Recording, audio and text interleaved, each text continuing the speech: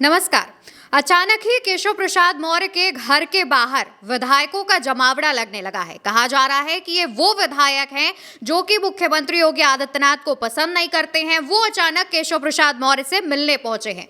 दूसरी तरफ खबर ये भी आ रही है कि यूपी में 30 मार्च के बाद कुछ बड़ा होने वाला है, कुछ बदलाव होने वाला है।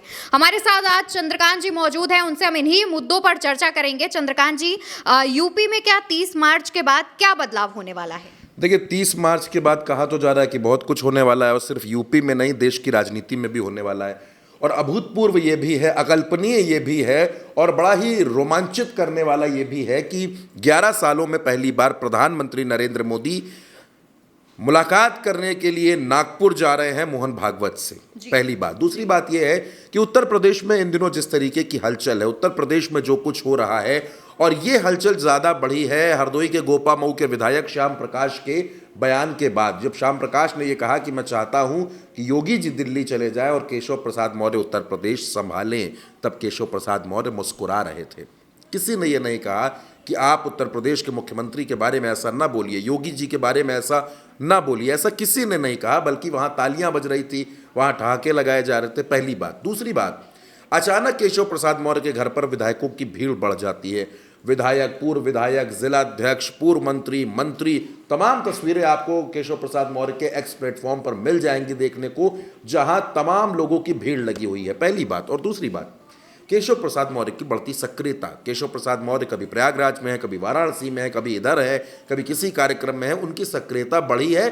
और सबसे बड़ी बात यह है कि अचानक केशव प्रसाद मौर्य के चेहरे पर एक अलग तरीके की मुस्कुराहट देखने को मिल रही है। तो सवाल यह है कि क्या केशव प्रसाद मौर्य को दिल्ली से किसी तरीके का ग्रीन सिग्नल मिला है? पहली बात। और दूसरी बात, अगर 30 मार्च के बाद योगी आदित्यनाथ को हटाया जाना है, उनको रिप्लेस किया जाना है, तो क्या वो ऑप्शन, वो विकल्प सिर्फ और सिर्फ केशव प्रसाद मौर्य हैं या फिर उनके अलावा भी कोई और है?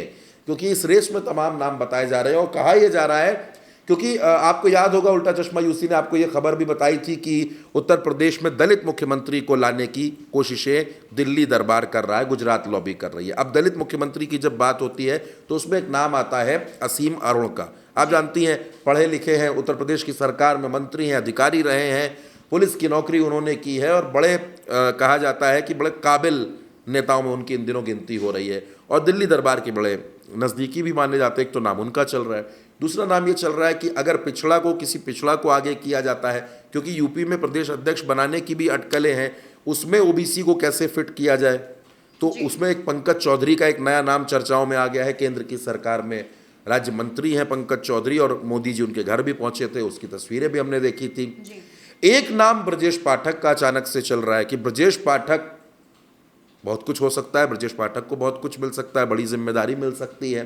तो तमाम नाम चल रहे हैं, लेकिन केशव प्रसाद मौर्य, क्योंकि देखिए 2017 में जब सरकार बनी उत्तर प्रदेश में, तो तमाम चैनलों पर, तमाम जगह खबरें ये थी, हर कोई ये मान रहा था कि क्योंकि केशव प्रसाद मौर्य प्रदेश अध्यक्ष हैं, उनकी अगुवाई में भारतीय जनता पार्टी जीती है तो वो मुख्यमंत्री बनेंगे।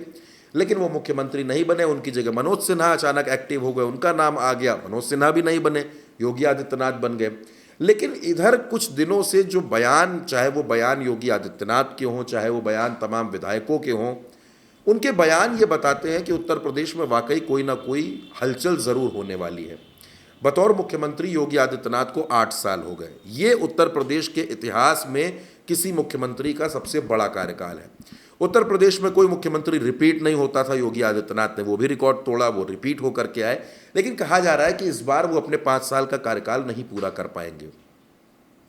इसके पीछे लोग तर्क ये भी देते हैं कि योगी जी दिल्ली चले जाएंगे, योगी जी केंद्र की राजनीति करेंगे। कोई योगी आदित्यनाथ को भाजपा का अध्यक्ष बता रहा है, कोई नरेंद्र मोदी की सरकार में बड़ा मंत्री बना रहा है, लेकिन योगी आदित्यनाथ कह रहे हैं कि वो लखनऊ से गोरखपुर जाना पसंद करेंगे, दिल्ली जाना पसंद नहीं करेंगे।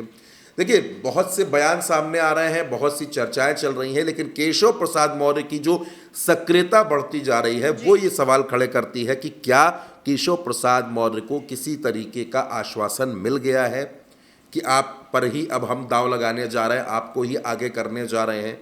केशव प्रसाद मौर्य, देखिए, उत्तर प्रदेश में उस वक्त प्रदेश अध्यक्ष बने जब यहाँ समाजवादी पार्टी की सरकार थी, अखिलेश यादव मुख्यमंत्री थे। उस समय उन्होंने संघर्ष किया, भाजपा को मजबूत किया, तमाम बड़े चेहरे, तमाम बड़े नेता भी उस समय उत्तर प्रदेश में एक्टिव हुआ करते थे, जिसमें अगर आप देखें तो सुनील बंसल हुआ करते थे यहाँ। अमित शाह उत्तर प्रदेश के बड़े लंबे वक्त तक प्रभारी रहे। उत्तर प्रदेश में भाजपा की ज़मीन को मजबूत किया गया।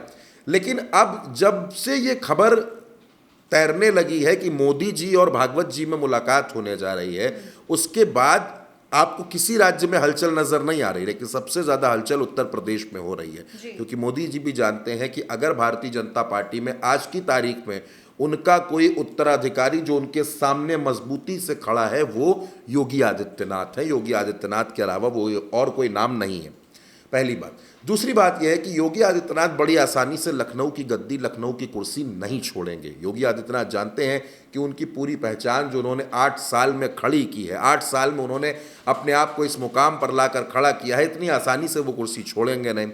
तो ये जो द्वंद्व चल रहा है दिल्ली और लखनऊ के बीच में, अब क्या ये 30 मार्च को खत्म हो जाएगा?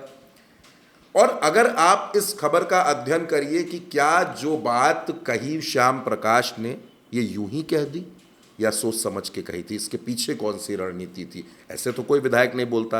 नंद किशोर गुर्जर जो विधायक है भाजपा के, वो जिस तरीके के आरोप लगा रहे हैं, फटा कुर्ता पहन के घूम रहे हैं, और केशव प्रसाद मौर्य का ये कहना कि मैं नंद किशोर गुर्जर का फटा कुर्ता देखता हूं तो दुखी हो जाता हूं, आखिर इस बयान के क्या मतलब है?